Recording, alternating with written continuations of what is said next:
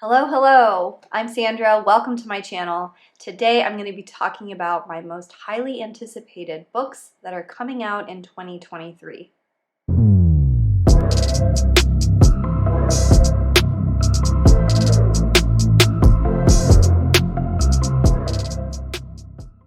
Seeing as how it's a year of Sanderson, I would be remiss if I didn't mention Brandon Sanderson. So I'm just going to call him out first and get him out of the way.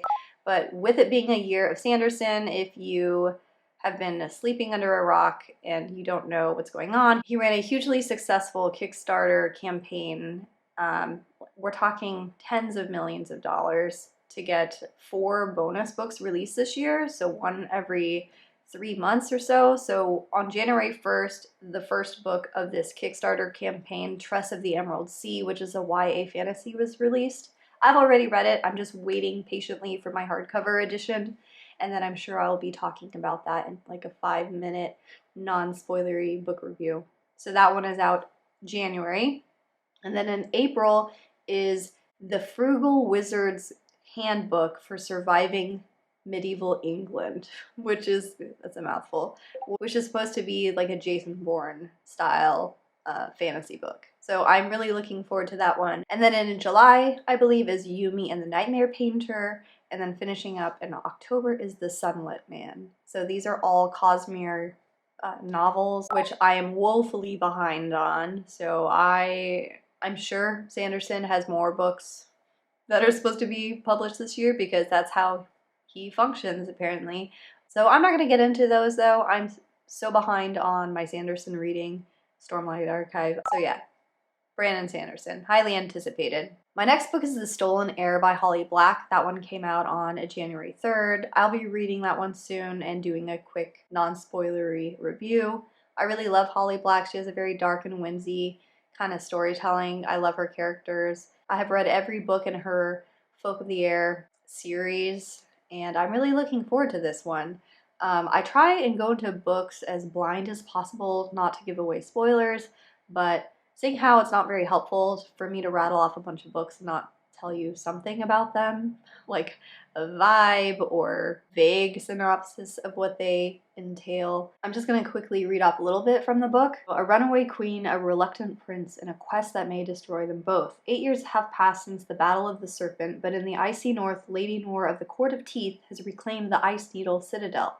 There she is using an ancient relic to create monsters of stick and snow who will do her bidding and exact her revenge. I'm all about it. I'm probably going to forget what this book is even about by the time I pick it up to read it, so I'm not even worried. But yep, Holly Black. This next book is something I feel like I have been waiting on for like 2.5 years. I read Ninth House by Leigh Bardugo when it first came out in the fall of 2019, and I have been patiently waiting. I know the woman is working on all of her Shadow and Bone stuff, but I have been wanting the sequel so bad because of the cliffhanger from the first book. So Hellbent by Leigh Bardugo, which comes out today, January 10th. I'm so excited to pick back up with Alex and Dawes and check in on Darlington, and that is all I will say about that one. This next one is a book I've read already because I received an ARC, Barrow of Winter by H.M. Long. This is the 3rd book in her Hall of Smoke series.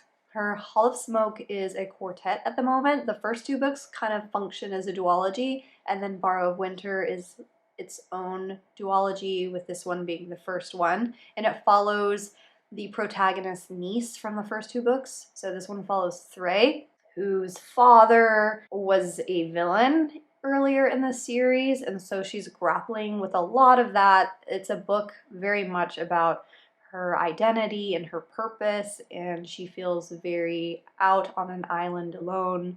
She doesn't know if she is half immortal because her father was immortal. She knows that she has siblings, but she's never met them. She's in an arranged marriage. She's just struggling with a lot of things, and I really enjoyed this read. It was the perfect December, January, February kind of book to read because it's so atmospheric. I think Hannah Long is really great at writing that kind of stuff. But yeah, 5-star read for me, and I highly recommend that one, and I'll probably do a non-spoilery review for that one as well coming up soon. My next book is A Contract in Sol Forne? I'm probably butchering it just like I butchered the first book in this series, which was Seasons of Albadan. I read an arc for it, I feel like it was a couple of years ago, and it was such a shock what a hidden treasure this book was. The first book was 4 short stories that had a underlying thread that tied it all together, and it was so dark. I wasn't expecting it to be dark and twisty, but it was such a good fantasy read, and highly recommend that one. So I am so excited to get a chance to read A Contract in Sol Forne. I'm waiting on my arc to get here in the mail, so I will be diving into that one, and then I will post a non-spoilery like 5-minute review for that one as well, so be on the lookout for that. This next book is the cover caught my eye. I have not read this author's previous book, which I believe is the Stolen Heir series, but Amelie Wenjiao, and this one is called Song of Silver Flame Like Night. The cover is absolutely gorgeous. Since I'm not acquainted with her work, I don't know what her writing style is, I don't know what her character work is like, her world building, so I can't really speak for any of that, but I am excited to dive into her as a writer and just kind of test the water. So this is a little bit about that book. In a fallen kingdom, one girl carries the key to discovering the secrets of her nation's past and unleashing the demons that sleep at its heart.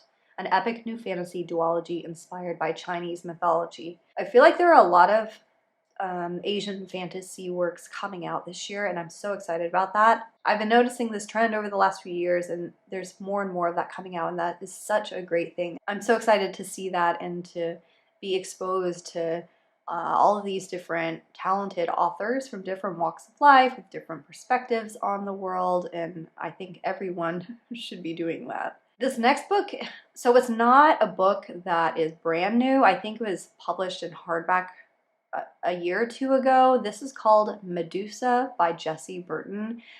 Bloomsbury is publishing a paperback that releases on February 2nd, the same day as Song of Silver Flame Like Night.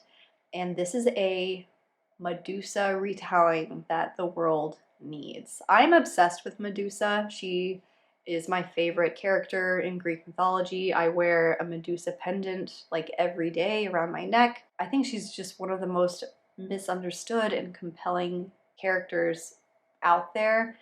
She faced a lot of injustice, was blamed for things that were done to her, and then was turned into a monster and exacted her anger and revenge in that way. We all have heard the story of Medusa, so I'm so excited for this feminist retelling of her because it's a story deserving of a different spin. This next book, I really grappled with whether I should even say this one, but it is A Day of Fallen Night by Samantha Shannon.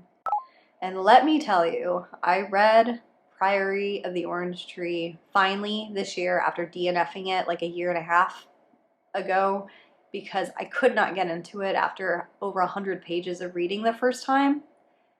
It was still like a middle of the road read for me. She's a strong writer, but her storytelling did not captivate me. Her world building was robust and beautiful and nuanced. I think she meant well with how she wrote her characters, but I just could not stay hooked into the story.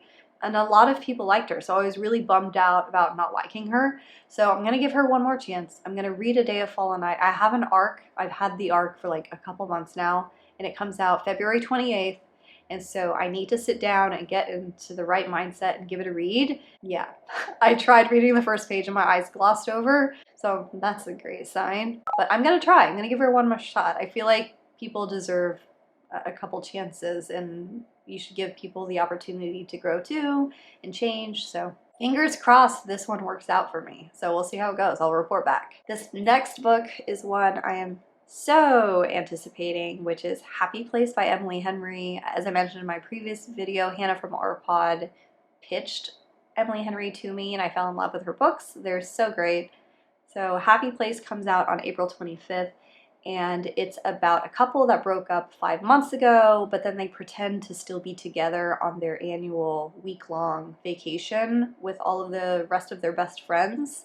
And it's a forced proximity romance. So I'm so looking forward to this. I love forced proximity. You know how the book is going to end, but it's the getting there that's so much fun. So I'm really looking forward to that one. The next book is probably one of my top 3 most anticipated books of the year, which is The Book That Wouldn't Burn by Mark Lawrence. Mark Lawrence is probably one of the reasons I started a booktube channel back in summer or fall of 2020. I was just in a really depressed state. I read his Broken Empire trilogy and I just instantly connected with it. I love his writing. It's beautiful. It's very thoughtful. And I am really looking forward to this book. So it comes out on May 9th. And let me just read a little snippet. It doesn't really give anything away, which I like that. So all books, no matter their binding, will fall to dust. The stories they carry may last longer. They might outlive the paper, the library, even the language in which they were first written. But the greatest story can reach the stars. Ivar has lived his whole life trapped within a vast library, older than empires and larger than cities. Lyvira has spent hers in a tiny settlement out on the dust, where no one goes and nightmares stalk. The world has never noticed them. That's about to change.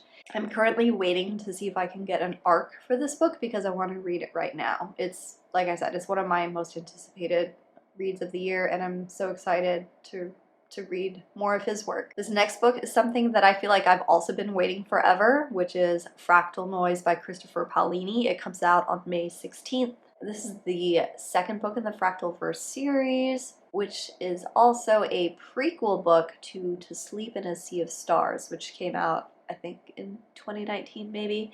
But I have been looking forward to this book. I love To Sleep in a Sea of Stars. I feel like I was in the minority with that. I gave it 5 stars. I loved it. I loved every aspect of it.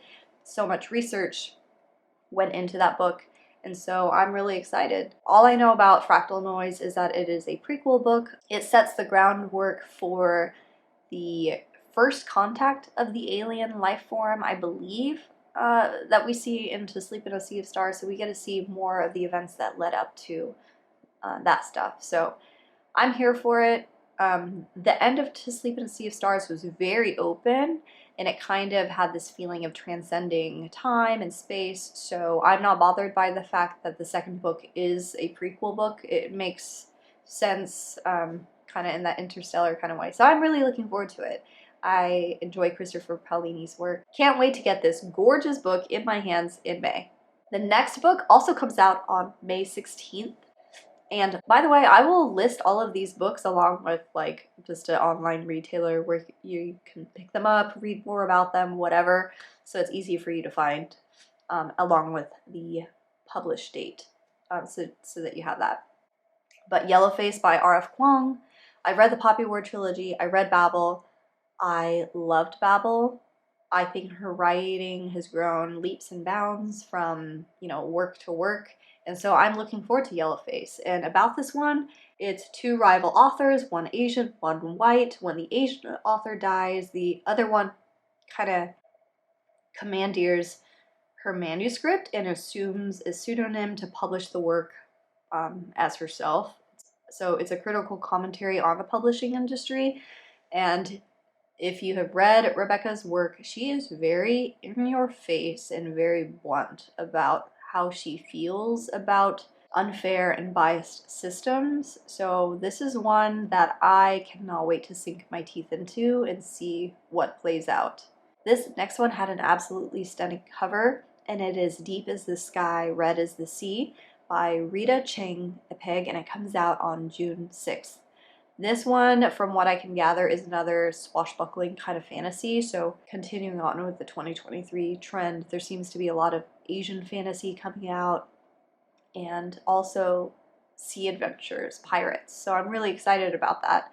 So this one is described as, for readers of outlawed Piranesi and the Night Tiger, a riveting, roaring adventure novel about a legendary Chinese pirate queen, her fight to save her fleet from the forces allied against them, and the dangerous price of power. My understanding is that this is a revenge story. She has a very tragic past, so I love a good revenge story and can't wait to dig into this one and see what this author is all about. My next book is not a fantasy, but I think it's important to branch out and read things outside of your genre, just so that you're more well-rounded and you get exposed to different ideas and different people from different walks of life. This one is written by a Filipino writer. When the Hibiscus Falls by M. Evelina Galang. It comes out on June 13th. I've mentioned this in a few videos now. My mom is from the Philippines. Tagalog is her first language. English was her second language. She goes to the Philippines every year. She has a house there. When I was a kid, I used to go live in the Philippines every summer. I'm very much embedded in a lot of the hardships and a lot of the challenges that Filipino people face, especially women. And so this book really caught my attention. 17 stories nimbly traversing borderlines, mythic and real, in the lives of Filipino and Filipino-American women and their ancestors. Moving from small Philippine villages of the past to the hurricane-beaten coast of near-future Florida, When the Hibiscus Falls examines the triumphs and sorrows that connect generations of women. Daughters, sisters, mothers, aunties, cousins, and lolas communicate with their ancestors and descendants, mourning what is lost when an older generation dies, and celebrating what is gained when we honor who has come before us. Each story is an offering, a bloom that unfurls its petals and holds space in the sun. I got chills reading that, and I'm so excited to read this one. So, When the Hibiscus Falls by M. Evelina Galang on June 13th. The next book was a surprise read of 2022 that I fell in love with and was one of my top 3 books, which was The Sword of Kaigan. So M.L. Wong is publishing a dark academia book on July 1st, I believe, called Blood over Brighthaven. It is standalone fantasy. I don't feel like there are enough standalone fantasies, but a little bit about this one. Magic has made the city of Tehran an industrial utopia, but magic has a cost and the collectors have come calling. It's about an orphan girl who spends 20 years fighting tooth and nail to get admitted into the high magistry as a high mage. And along the way, she uncovers a lot of secrets that threaten everything that she has ever believed about her past. I loved how she wrote The Sword of Kaigan. It was a very emotional, powerful read, and I'm expecting the same out of this book, so I was hoping to get an arc for it. I reached out to the author a couple of months ago, so I'm hoping to get my hands on an arc ahead of the release to do a quick non-spoilery review. Fingers crossed there, so that's another one of my top highly anticipated reads of the year. This next book comes out on July 11th, and it is by an author I just mentioned earlier in the video, H.M. Long, author of the Hall of Smoke books. This one is the start of a new series, the Winter Sea series. It's called Darkwater Daughter, and a little bit about this one. A storm singer and pirate hunter join forces against a deathless pirate lord in this swashbuckling adventure on the high seas. So there's magic, betrayal, redemption, fearsome women. Hannah writes really strong women protagonists. Her books also are not heavy on the romance aspect. So if you are wanting a break from books that are heavy on the romance, she is a really great option. Next book is Foxglove by Adeline Grace.